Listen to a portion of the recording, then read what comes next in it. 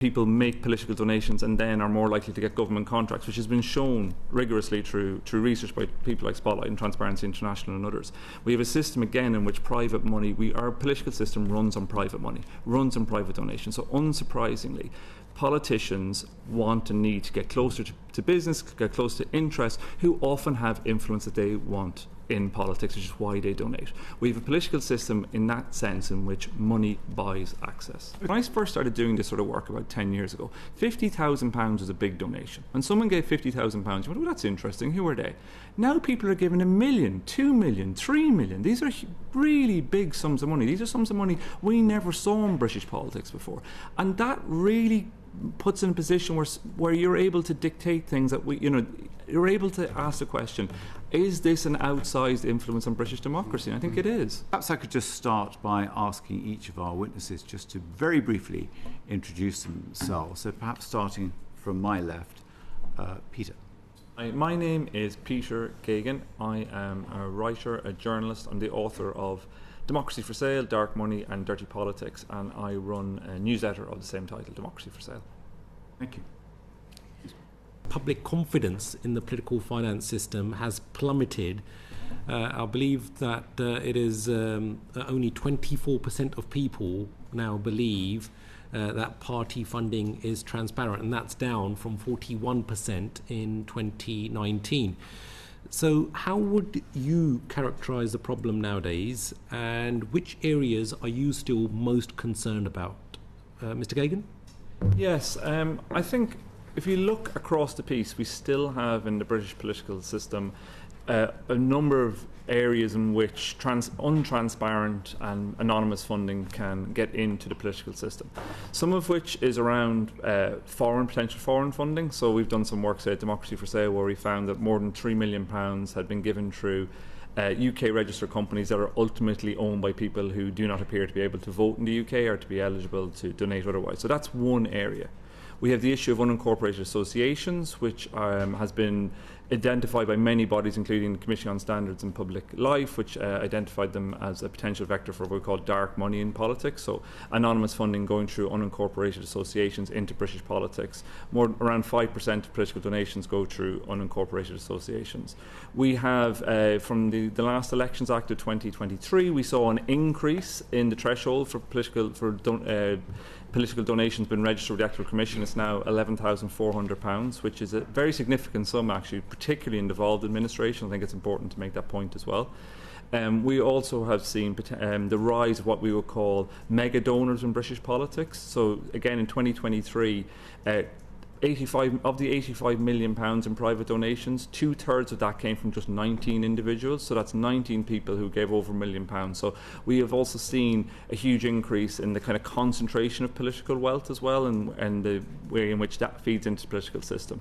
So I think that all of those different scenarios have created, I think, a situation which I can understand why people have a feeling of lack of confidence, because we have a system in which people can give unlimited amounts of money.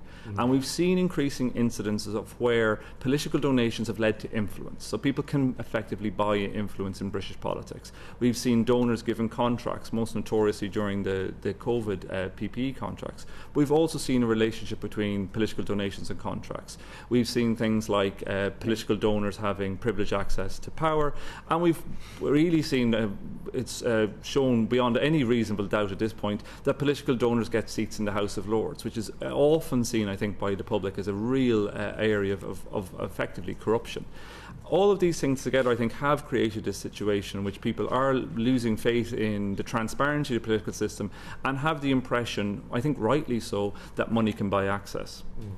This is an old problem, and my own view is that there's far too much money spent on on elections. Is that what's your view about that? Because it seems to me, if you control the amount of money that people could spend, a lot of these problems would go away. We've seen a huge increase in the amount of money going into British politics. So the last election cost £94 million, the 2024 general election, which is a huge increase on the previous general election. The 2023 Elections Act massively increased the spending thresholds in Britain to the extent, which is not in any way justified, when parties are nowhere near hitting them, but they can spend huge amounts of money. And so they're the two sides of this coin as well. There's the unlimited donations plus a huge increase in spending. So what that creates in some ways is a perfect storm. So we get more and more money coming into the political system. And I think one of the issues around foreign interference is if you look at it and go, right, what we're trying to do here is there's a category of people we think are unacceptable, which is foreign influence in our politics. We want to stop them giving, but we're going to let other people give unlimited amounts of money. That's going to prove, I think, almost impossible to do, because what you are seeing is there's a loopholes. We've had 25 years of loopholes. Loopholes will open up all over the system, and we see them being abused, and frankly, they'll be abused again. The government's proposals are good, but they're fighting the last war. Unless you kind of take a step back and go, actually, how do we start taking the money out of the political system? That will reduce the ability of foreign people to donate too. If there's less money in the political system, full stop, then it becomes much harder to put more money into the political system. But at the moment, we're basically in an arms race, and all the main parties are actually raising more and more money than ever before. Every general election, every contest is seeing more money. And crucially as well, not only do we not have spending thresholds, outside an election period, we have very little transparency about how money is spent at all. It's the only time we know anything about when money is spent. So there's huge gaps, huge lack of transparency, and yet more and more money comes into the system, which makes it more likely for foreign states and others to try and influence our politics because the opportunity is there. Well, Robertson. Yeah, well, I think this is very interesting, and this is obviously a very serious matter, but I'd like to slightly take you up on a little bit, because I think there's certainly a risk of overhyping the problem of foreign money and undermining public trust in the political system. So I'd like to ask you, first of all, what impact does it have? What impact have we seen this foreign money having in this country? You could say Moldova is one thing, but in this country, what impact has it had? Has anybody done any research on that? I'm happy to, yeah. I think there is actually a reasonable amount of evidence to start looking at this. So you've got, you had the Defence Security Committee reports from a couple of years ago that found a number of instances of potential Russia trying to get involved in British politics. We've seen huge donations. Did it achieve anything? This was the National Security Report's suggestion. You do need security services to follow up on this. This was not followed up by an investigation. So in the absence of an investigation, all you can see is what a parliamentary committee has said. So I think the problem is if politicians aren't willing to follow up on that with investigations. But going beyond that, what you've seen is, we've seen a Reform Party leader in Wales, as Sue says, currently has charges in connection with spreading Russian talking points in exchange for money, which is bribery. We've seen actually here in Parliament where MPs, a good example recently was with Qatar. Qatar spent over £250,000 flying MPs to Qatar on various trips. People came back and gave very, very glowing reports ahead of the World Cup, some of whom actually subsequently rescinded that and said they shouldn't have done it. We've also seen potential Chinese state involvement through the work front. So I think there's quite a bit there, but also internationally we've got a lot of evidence that this is happening. And in some ways, what you've got is a situation where absence of evidence isn't evidence of absence, and the unwillingness to actually go and interrogate and ask these questions is a huge part of this problem and will, I think, contribute to this lack of trust. Unless the government and others are willing to actually go and fully investigate these matters. I think it's a very fair point, Mr. Geoghegan. However, you did earlier talk about buying influence. Now, and actually you're quite right, people in politics have been rewarded with peerages. But I think to Lord Paul, who's just died, I can promise you with absolute certainty he had no influence in this Parliament. I think of Lord Sainsbury, who, to my certain knowledge, has never lobbied for anything for Sainsbury's while he was Lord Sainsbury. I can think of people talk about Lord Spencer. I can tell you, because I know Michael Spencer, he has no influence on this. So it's a different thing to saying that money buys things and say that money buys influence, because I don't think it does buy influence. I think you're conflating. And by the way, I went to the Doha International Forum a couple of years ago, and I came back thinking, jolly nice Qatar. However, I also had questions about the political situation there. I think you're I think the problem is conflation of different points. buying a seat in the House of Lords is buying a seat in the legislature for life, or being given a seat in the House of Lords, having given large political donations. It's something if you're talking about trust in politics, it's something that people, I think, rightly think is not what should happen. Lots of other places do not do that. I think, so, and when you're talking about influence, That's what you raised it, not me. No, but I raised another issue, which I think potentially some of the conflation. I raised the issue where people make political donations and then are more likely to get government contracts, which has been shown rigorously through research by people like Spotlight and Transparency International and others. We have a system again in which private money, our political system runs on private money, runs on private donations. So unsurprisingly, politicians want and need to get closer to business, get close to interests, who often have influence that they want in politics, which is why they donate. We have a political system in that sense in which money buys access. Okay, I'd like to move this on now just to look at what the government have been talking about with some of its new strategy and so on. Mike Martin. The danger is when it comes to these issues that you end up fighting the last war. You end up doing the battles of before. So you look at the issues we've seen before. You had issues with unincorporated associations, issues with donation checks. What's coming next? What are the other threats coming down the line? And how do you head off a place in which you're just constantly playing whack-a-mole? That's been the nature of electoral finance for the last 25 years. There's been upping different commissions and people looking at about the issue of political funding. How do we fund our politics? It's been an issue that all the parties have wanted to kind of shy away from. Nobody's really wanted to grasp the nettle and ask the question, well, how do we fund politics? Would you advocate state funding of politics? I think we should at least have conversations around some of this stuff. We currently do have a lot of state funding, we just don't call it that. We have short money, we have research money, we have lots of other ways in which the state funds politics. It's just specifically funding of campaigning, which is a bit different. Which is different, yeah. And I think there's a question about how do we fund our politics? But the one way of doing it is to start taking the money out of it. If every party didn't need to raise £40 million to be competitive, then you would start to get to a place where it becomes a lot easier to do politics. People are raising that money because they feel they need to. Every party feels they need to compete. Every party feels that they need to be against the other. If your opponent is raising 10 million from one donor, which has started happening, it's huge. When I first started doing this sort of work about 10 years ago, £50,000 was a big donation. When someone gave £50,000, you went, well, that's interesting. Who are they?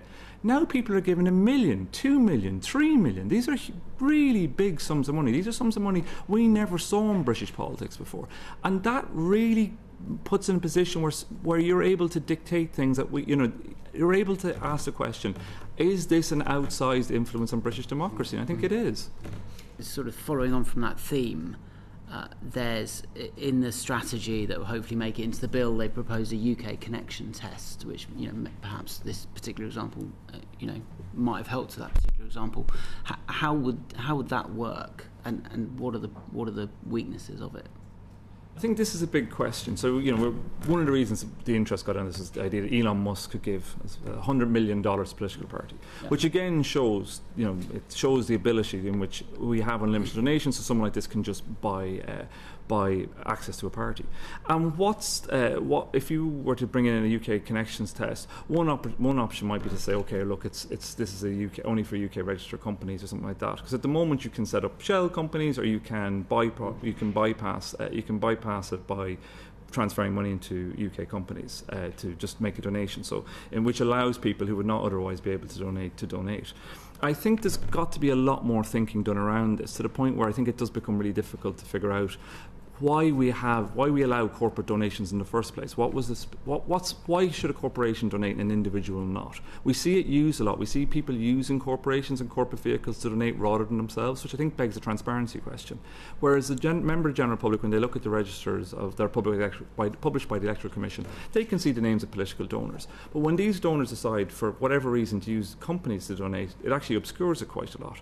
And I think there has to be a reasonable question, why is this company donating in the first place? And Sue mentioned earlier, one option is to ban corporate donations, to stop taking corporate donations. We have this, as it currently stands, we have a system, I think, where corporate donations can be used to give money from people who would not otherwise be able to donate. And what the Electoral Commission at the moment is not that clear from what the government is suggesting, how exactly this system is going to work. You know, this idea of 2 years and generation in the UK, it's very, very unclear.